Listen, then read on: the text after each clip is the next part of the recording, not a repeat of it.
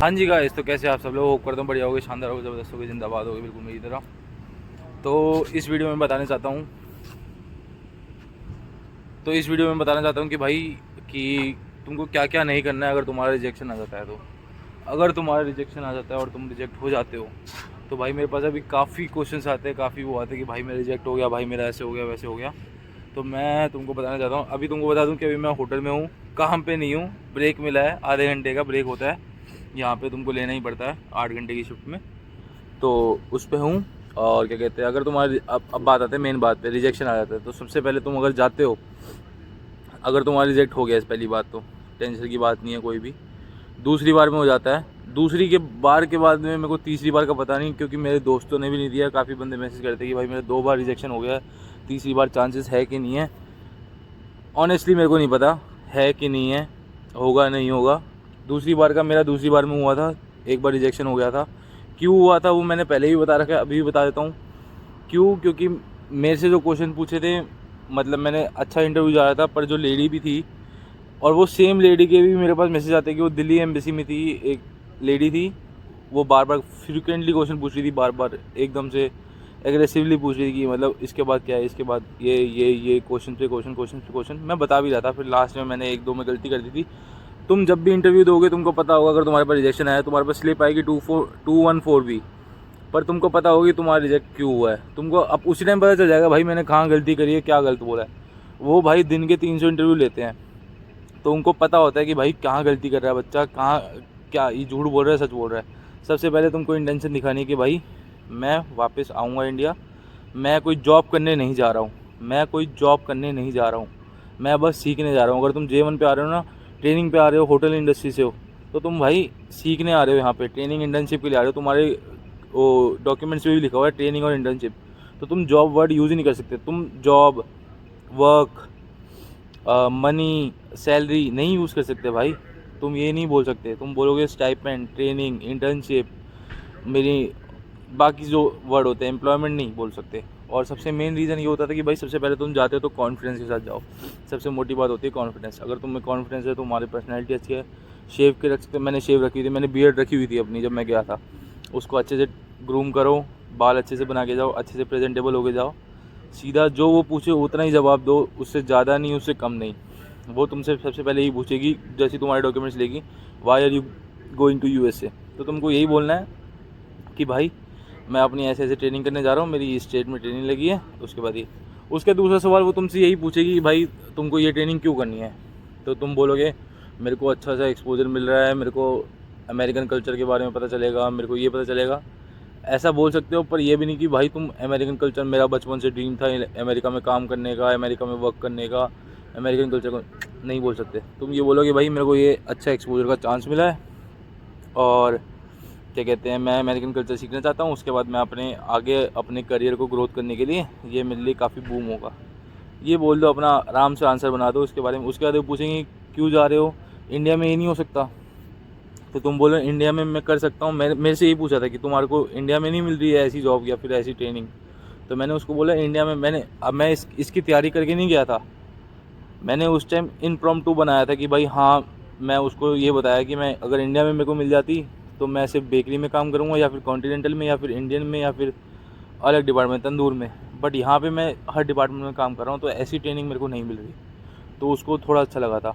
और सबसे main point जो तुम्हारा रिजेक्शन का सबसे मेन कारण बन सकता है, ये बात मुझे ध्यान रख लेना, एम्प्लॉयमेंट। क्या कि तुम उससे पहले अनएम्प्लॉयड हो। भाई तुम्हारी सितंबर में डिग्री ख़त्म हुई है, सितंबर में भी नहीं, जैसे हमारी सितंबर में नहीं, हमारी जुलाई में हुई थी। जुलाई में डिग्री ख़त्म हुई है, मैंने सितंबर में इंटरव्यू दिया है। उसने मेरे से पूछा क्या करते हो, मैं बोला कुछ भी नहीं करता, मैं अभी इसकी तैयारी कर रहा था। इस वजह से मेरा नहीं हुआ था रिजेक्ट। बट अभी जो इंटरव्यू दे रहे हो और जिनकी जुलाई में रिजेक्शन, जुलाई में डिग्री कंप्लीट हो गई है, तो वो भाई 1 साल से क्या कर रहे हो तुम बोलोगे भाई मैं घर में बैठता हूँ अनएम्प्लॉयमेंट, चाहे तुम कुछ भी करते हो, पर उनको कुछ ना कुछ सबूत दिखाना है। चाहे तुम अपने घर में बिजनेस में काम कर रहे हो, कुछ भी काम कर रहे हो, जो भी तुम कर रहे हो वो करो, पर उनको दिखाओ कि भाई मैं यहाँ पे एम्प्लॉयड हूँ, मेरे को इतनी सैलरी मिल रही है, मैं वहाँ पे सीखने के लिए जा रहा हूँ, मेरे को ये अपॉर्चुनिटी मिली है। क्योंकि मैंने यहाँ पे कम से कम नहीं तो 5-6 मैसेज, मेरा एक दोस्त भी, वो सब के सब इसी वजह से रिजेक्ट हुए कि भाई वो अनएम्प्लॉयमेंट थे, अनएम्प्लॉयड थे। उनसे पूछा कि भाई तुम अभी क्या करते हो, तुम बोलते हो कि भाई मेरी डिग्री ख़त्म हुई है, मैं तो अभी घर पे ही हूँ। बस उसको कागज़ दे दिया। तो ये नहीं बोलना तुम कुछ भी जुगाड़ करो, सैलरी स्लिप लाओ, ऑफ़र लेटर लाओ, बोलो कि मैं 3-4 महीने से काम कर रहा हूँ यहाँ पे, अपने DS 160 फॉर्म करते हो, उसमें लिखो अगर तुम 160 फॉर्म भरने से पहले कर रहे हो। भाई मेरे साथ क्या सीन हुआ, मेरा पहला रिजेक्शन हुआ सितंबर में, अक्टूबर में मेरी जॉब मिल गई मेरे को, तो मैंने जॉब करने के लिए गया, तो मैंने उससे पहले ही अपना DS 160 भर दिया था। तो उसमें तो मैंने बताया नहीं कि भाई ऐसे ऐसे क्या कहते हैं मैं जॉब करता हूँ। फिर जब क्या कहते हैं हो रही है रिकॉर्डिंग, में चेक कर रहा था रिकॉर्डिंग हो रही है कि नहीं हो रही। फिर जब मैं क्या कहते हैं उसमें जब इंटरव्यू में गया तो उसने मेरे से पूछा कि आपने यहाँ पे तो मेंशन करा नहीं हुआ कि आप जॉब करते हो। तो मैंने बोला कि भाई मेरा DS 160 बाद में पड़ा था, अभी नहीं भरा। तो उसको और उसी टाइम में ऑफ़र लेटर दिखाने लग गया। तो जैसे ही तुम ऑफ़र लेटर दिखाओगे ना कि हाँ भाई मतलब उसको, भाई तुमने पहली बात तुमने कुछ गलत नहीं किया है, तुम जो कर रहे हो सही कर रहे हो। तो सीधा जो भी कागज़ मांगे, बैंक स्टेटमेंट वगैरह, तुमको सारे डॉक्यूमेंट्स पता है क्या लेके जाने हैं। तुमने काफ़ी वीडियोस देखी होगी, मैंने भी बहुत सारी यूट्यूब वीडियोस देखी थी जाने से पहले। डर लगता है पर डरना नहीं है वहाँ पे, मेरे को पता है डर लगता है रिजेक्शन से। एक और बात बता दूँ, तुम ये सोच के मत जाओ तुम्हारा अप्रूव होगा। मेंटालिटी रखो, दूसरा ऑप्शन रखो अपने पास, क्योंकि भाई बहुत बंदे होते हैं, बहुत अप्रूवल रेट होता है। ये उसके ऊपर ही पूरा डिपेंडेंट नहीं हो जाना कि हाँ भाई मेरा तो US का वीज़ा लग गया, सबको बता दिया, मैं तो जा रहा हूँ। अबे वीज़ा लगेगा तब बताओ ना, उससे पहले तुम थोड़ा उसको सीक्रेट रखो, अपनी खुद से तैयारी करो और दूसरे ऑप्शंस भी तैयार रख के चलो, और इसकी तैयारी अच्छे से करो। और मैं क्या बता रहा था, हाँ अगर इंटरव्यू होता है तो उसमें सबसे पहले तो आपको सुनना है, ध्यान से सुनना है। मेरे यहाँ पे एक दोस्त है, यहाँ पे काम करता है, उसका भी पहले रिजेक्शन हुआ था, वो दुबई में काम करता था, दुबई में नहीं इंडिया में इंटरव्यू हुआ था। भाई वो गया, उनकी तुमको लैंग्वेज तुमको भाई नहीं समझ आएगी। मेरे को भी यहाँ पे 1 महीना लगा है यहाँ पे समझने में अच्छे से। अब कोई जो भी बात करता है मैं उसको समझ पाता हूँ, तुमको नहीं समझ आएगी, मजाक नहीं है, जैसे भी बोलते हैं तो उनकी एक्सेंट अलग होता है, तुमको नहीं समझ आएगा। उसने कुछ क्वेश्चन पूछा होगा, दोस्त ने जाके बोल दिया हेलो, मतलब जो बंदा था यहाँ पे उसने बोला कि excuse me can you repeat it और कैन यू से इट अगेन। उसने उसी टाइम रिजेक्ट कर दिया उसको, ये रहे आपके कागज़ और जाओ। तो वो रिजेक्शन स्लिप में बताते तो है नहीं क्यों किया, पर इसको पता चल गया ना भाई इसी वजह से हुआ, क्योंकि मैंने उसको पूछा दोबारा बता।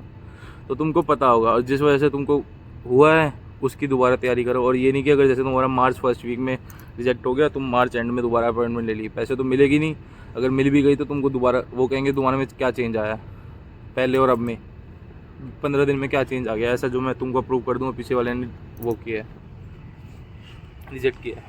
तो 2-3 महीने बाद अप्रूव करो, क्या कहते हैं अप्लाई करो, जो गलती करी है उसको सुधारो, ठीक है, कि भाई मेरे से क्या गलती हो गई थी, क्या हो गया था ऐसा, तुमको पता होगा तो तुम उसको सुधारो। अगर मैंने अनएम्प्लॉयमेंट बोला है, कुछ भी बोला है, फाइनेंसिस नहीं दिखा पाया, अप्रूव नहीं हो पाया, तो दूसरी बार ट्राई करो। दूसरी बार भी नहीं होता तो तीसरी बार का तो देखो मेरे को सच में पता नहीं है, ट्राई करो तुम्हारा पहली बार में ही हो जाए, रिजेक्ट ना हो तुम, ठीक है।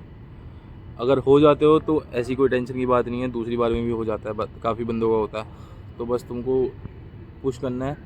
और यहाँ पे मतलब काम के बारे में जो भी, अगर तुम जॉब करोगे ना तुमको सब कुछ पता चल जाएगा, क्योंकि वो तुमसे अनएक्सपेक्टेड क्वेश्चन पूछेंगे। वो 300-400 लोगों का इंटरव्यू लेते हैं रोज़, तो उनको पता होता है, और तुमको क्वेश्चन नहीं पता होंगे, वो आउट ऑफ द ब्लू कोई भी क्वेश्चन पूछ देंगे कि भाई ये बता, मेरे से पूछ दिया कि भाई तुम क्या करते हो वहाँ पे, क्या बनाते हो अपने रेस्टोरेंट में। अगर मैं ऐसी फर्जी डिग्री ले जाता और फर्जी ऑफ़र लेटर ले जाता तो मैं क्या बोलता, मैं वहाँ पे अटक जाता। क्या बनाते हो, रोज़ का क्या होता है, मेन्यू क्या है वहाँ पे, स्पेशलिटी क्या है, तुम ये नहीं गैस कर सकते, सॉरी तुम ये नहीं गैस कर सकते। तो तुमको बताना पड़ता है कि भाई ऐसे ऐसे, भूल गया था बंदा आ गया, मैं थोड़ा वो हो गया। हाँ तो तुम ये नहीं बता सकते कि भाई फर्जी वर्जी डिग्री लेके नहीं जा सकते, फर्जी डिग्री क्या, फर्जी ऑफर लेटर वगैरह लेके नहीं जा सकते कि भाई तुम ऐसे कर रहे हो वैसे कर रहे हो। तो तुमको अगर जॉब करोगे तो तुमको पता चलेगा भाई मैं क्या बनाता हूँ, क्या स्पेशलिटी है, ये है वो है। हाँ तो अभी तो मैं यही बताना चाहता हूँ तुमको, और बाकी कुछ नहीं। मेरा अपना इंस्टाग्राम चैनल दे देता हूँ, इंस्टाग्राम अकाउंट दे देता हूँ नीचे, यूट्यूब पे सब्सक्राइब कर दो, शेयर कर दो, फॉलो कर दो। और बाकी कोई भी क्वेश्चन हो मेरे को इंस्टाग्राम पे पिंग कर दो, मैसेज कर दो, DM कर दो कि हाँ भाई हमको ये दिक्कत आ रही है, ऐसे आ रही है, मैं सबको रिप्लाई करता हूँ। बस ये हाय हेलो मत भेजो, पूरा क्वेश्चन लिख के भेज दो, या फिर वॉइस क्वेश्चन लिख के भेज दो कि भाई मेरा ऐसे ऐसे हुआ था, या फिर मेरे को ये पूछना है, ये बता दो। तो मेरे को जब भी टाइम मिलेगा मैं बता दूँगा आपको। तब तक के लिए शेयर करे, लाइक कर दे और सब्सक्राइब ज़रूर कर देना। बाय।